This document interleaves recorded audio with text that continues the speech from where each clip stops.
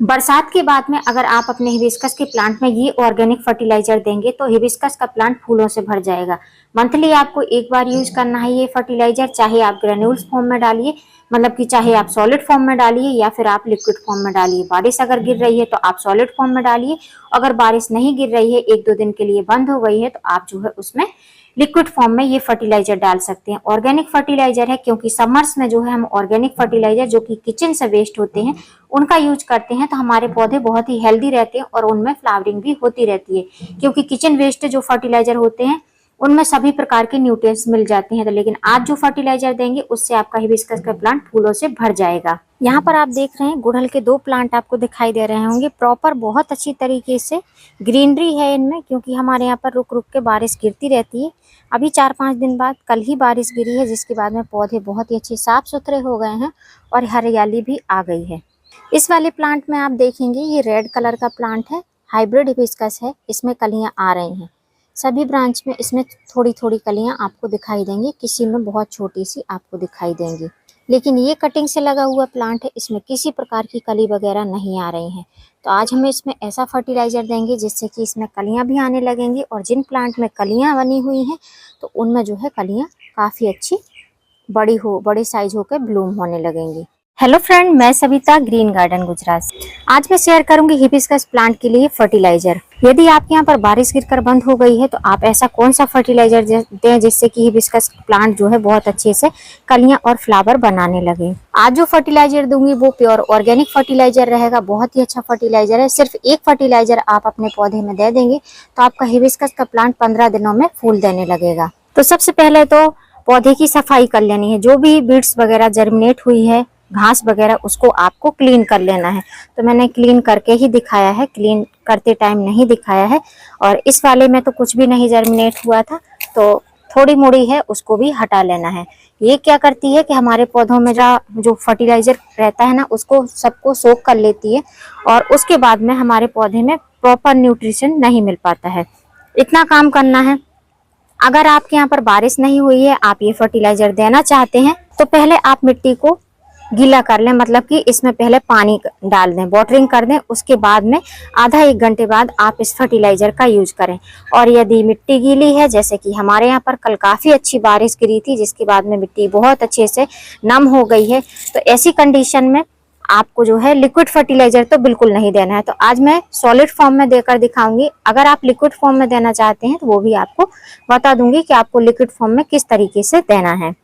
अब यहाँ पर आपको जो गमला दिखाई दे रहा है, इसकी मिट्टी थोड़ी सी ऊपर नीचे हुई है, क्योंकि मैंने इसमें जो वीड्स वगैरह उगी थी वो सब हटा लिए थे। और अगर इस तरीके की सूखी पत्तियां हैं तो उनको भी हटा लें, बारिश में जो है इनसे फंगस बहुत जल्दी लग जाता है, तो ऐसे कर लेना है। अगर गुड़ाई नहीं की है, आपको हिबिस्कस प्लांट में मंथली 1 बार ही गुड़ाई करनी है, बहुत ज्यादा गुड़ाई नहीं करनी है। कारण ये है कि इनकी जो रूट्स रहती हैं इस तरीके की एरियल रूट्स, जिनसे जो भोजन ग्रहण करते हैं, जो हम फर्टिलाइजर देते हैं, इन्हीं से पौधे लेते हैं। तो ये अगर टूट जाती हैं तो फिर उतने अच्छे से प्लांट बहुत अच्छे से फर्टिलाइजर नहीं ले पाता है, तो इसलिए इनकी ज़्यादा गुड़ाई नहीं करनी है। लेकिन यहाँ पर आप देख रहे हैं ये प्रॉपर एकदम फ्लैट हो चुका है, तो इसकी हम गुड़ाई करेंगे और ऊपर ऊपर ही करेंगे, नीचे की साइड ज़्यादा डीपली नहीं जाएंगे। तो थोड़ी सी ही गुड़ाई करेंगे और रिंग साइड में करेंगे, बीच में हमको गुड़ाई बिल्कुल नहीं करनी है। और जो सूखी पत्तियां हैं, जैसे मैंने बोला कि प्लांट की सूखी पत्तियां प्लांट के गमले में ही गिर जाती हैं, तो उनको आपको हटा लेना है। अब अगर मिट्टी बहुत ज़्यादा गीली है और अगर आप लिक्विड फर्टिलाइजर देना चाहते हैं, क्योंकि बारिश का कोई भरोसा नहीं है, कभी भी बारिश गिर जाए, तो आप अगर चाहते हैं कि हमारे पौधे को पोषण जल्दी मिल जाए तो लिक्विड फर्टिलाइजर देना चाहते हैं, तो अगर 2-3 घंटे की भी धूप निकली है तो आप इस तरीके से गुड़ाई करके छोड़ दें। उसके बाद में जो है इसको लिक्विड फर्टिलाइजर दे सकते हैं, जो कि मैं आगे चल के आपको बताऊंगी कि कैसे बनाना है लिक्विड फर्टिलाइजर। लेकिन आज हम इन पौधों को देंगे पोटेशियम युक्त फर्टिलाइजर, जो कि ऑर्गेनिक रहेगा, और इसका मैं केमिकल वर्जन भी बताऊंगी। जिसको देना हो आप दे सकते हैं। मैं ऑर्गेनिक फर्टिलाइजर प्रीफर करती हूँ, क्योंकि ऑर्गेनिक फर्टिलाइजर से हमारे पौधे जो रहते हैं वो हेल्दी रहते हैं। फ्लावर भले ही थोड़े से कम आते हैं, लेट आते हैं, लेकिन फ्लावर के कलर और फ्लावर के साइज ऑर्गेनिक फर्टिलाइजर से बहुत अच्छे आते हैं। अब यहाँ पर फ्रेंड्स आप देख रहे हैं बाउल में मेरे पास में ये जो दाने दिखाई दे रहे हैं, आप सोच रहे होंगे डीएपी है। तो ये डीएपी के दाने नहीं है, ये जो है ये है पोटेशियम रिच फर्टिलाइजर है, जो कि हम अपने पौधे पर अप्लाई करेंगे आज। तो मैं भी इसको जो है सेकंड टाइम अप्लाई कर रही हूँ। एक बार मैंने गर्मियों के सीजन में अप्लाई किया था और अब जो है रेनी सीजन में कर रही हूँ। बार बार हमको पोटेशियम युक्त फर्टिलाइजर अपने पौधों पर नहीं देना चाहिए। तो ये है ऑर्गेनिक पोटाश। ऑर्गेनिक पोटाश आपको ऑनलाइन बहुत आसानी से मिल जाएगा, या लोकल शॉप पे आप लेंगे वहां पर भी आपको बहुत आसानी से मिल जाएगा। मुझे 100 रुपीज़ में मिली है ऑर्गेनिक पोटाश, जो कि है संजीवनी ब्रांड की है, वो वाली मैंने ली है। ऑर्गेनिक पोटाश में 2-3 कलर आते हैं, कुछ ब्लैक कलर आते हैं और ब्राउनिश कलर होते हैं, चॉकलेटी कलर टाइप भी होता है। तो ये आप जो देख रहे हैं ये ब्राउन कलर है और ग्रेन्यूल्स लगभग इसी साइज के होते हैं, छोटे बड़े थोड़े से हो सकते हैं, लेकिन मुझे इसी साइज का मिला है। सबसे अच्छा और ऑर्गेनिक फर्टिलाइजर है जिसको हम अपने पौधे पर अप्लाई करेंगे। तो मेरी मिट्टी जो है काफ़ी ज़्यादा गीली है, तो अब इसको हम अप्लाई किस तरीके से करेंगे, देखिए इतना ले लेंगे। समझ लीजिए कि 7 से 8 इंच का गमला है, तो आपको कितना लेना है, लगभग 20 से 25 दाने आप ले सकते हैं। ऑर्गेनिक फर्टिलाइजर है, इसलिए कोई भी प्रकार का नुकसान आपके पौधे को बिल्कुल नहीं होगा। तो हम जो है ऐसा रिंग साइड बना लेंगे, गोलाकार बना लेंगे, उसी में जो है हम इस फर्टिलाइजर को देंगे। मेरी मिट्टी गीली है इसलिए मैं जो है इसमें सॉलिड फॉर्म में दे रही हूँ।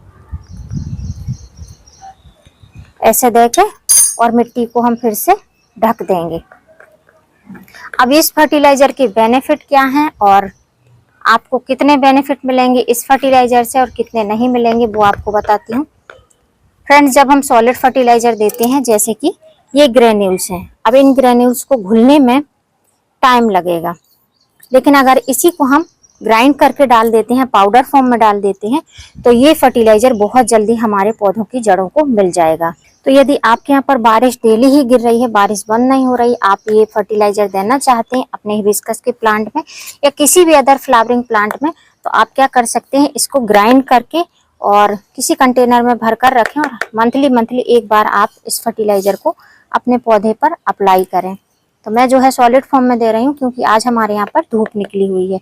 आप देना चाहते हैं तो आप इस तरीके से पाउडर फॉर्म में बनाकर, सॉलिड बनाकर दे सकते हैं, या आप जो है उसमें 1 गिलास पानी में आधा चम्मच, आधा टेबल स्पून के करीब ये फर्टिलाइजर अपने ग्लास के पानी में मिक्स करके दे सकते हैं। अब भले ही मिट्टी गीली है, लेकिन हमको जो है इसमें पानी तो देना पड़ेगा क्योंकि हमने इसमें खाद डाली है, इसलिए थोड़ी सी मात्रा में हम पानी देंगे, जिससे कि जो हमारे पोटाश के ग्रेन्यूल्स हैं वो धीमे धीमे घुलनशील होने लगे। तो इसी तरीके से दोनों गमले में हम वाटरिंग कर देंगे। थोड़ी थोड़ी मात्रा में करना है, इतना नहीं करना है कि पानी जो है गमलों में भरा रह जाए। अब बात आती है कि इसको हमको कितने बार अप्लाई करना है, तो आपको मंथली में 1 बार ही अप्लाई करना है, इसको बार बार नहीं यूज करना है। इसको चाहे आप लिक्विड फॉर्म में ग्राइंडर में ग्राइंड करके और पानी में मिक्स करके दे सकते हैं, 1 लीटर पानी में लगभग 1 से 1.5 चम्मच के करीब, और जिस तरीके से मैंने ग्रेन्यूल्स फॉर्म में डाला है वैसे भी आप डाल सकते हैं।